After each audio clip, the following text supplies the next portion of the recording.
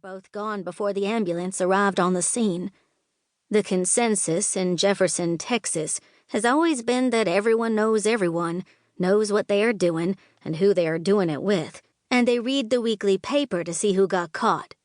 We knew Thomas, the deputy, and the way that tears ran down his eyes, I wondered if maybe he was my father.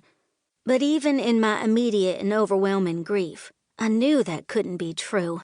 The whole town would have known, and that bit of gossip was too juicy not to spread like a Texas wildfire. Of all the things other kids had when I was a little girl, the thing that I envied the most was that they had a father.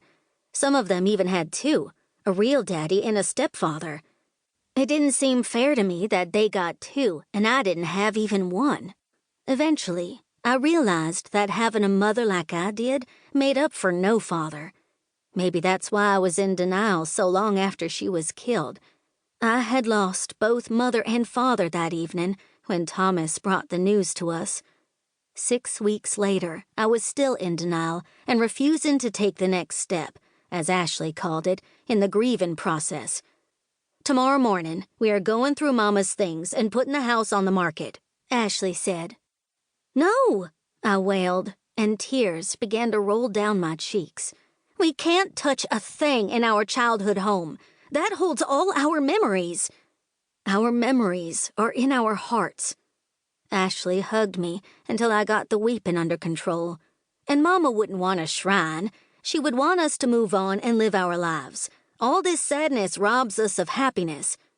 "I can't do it," I declared. "You'll have to take care of it, sister. I can't get rid of her things, and I can't move on." "Yes, you can." Ashley took me by the shoulders and looked right into my eyes. "And you will." "Can we just wait another month?" I begged.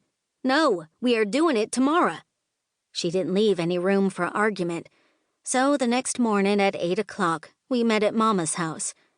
My shoes felt like they were filled with concrete, making my feet so heavy as I walked from the car to the porch. We had lived in this house my whole life, and most of Ashley's. How could we just treat it like any other place on the listing at our real estate office?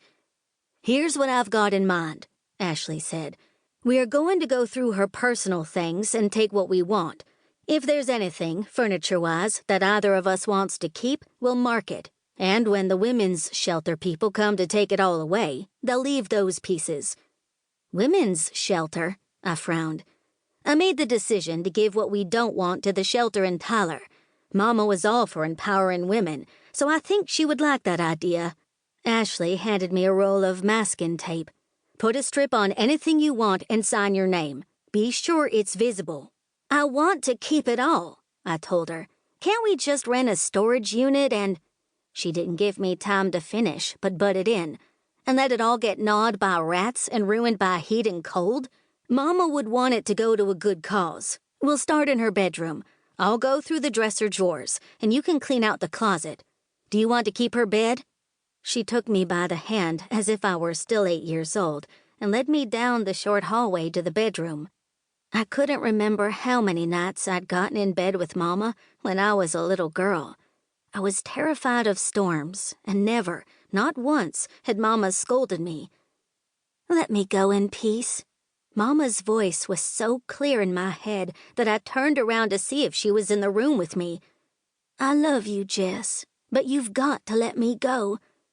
"I don't want the bed," I muttered. "Okay, then." Ashley swiped away a tear. "Anything that you can't bear to part with out of the closet, just throw on the bed.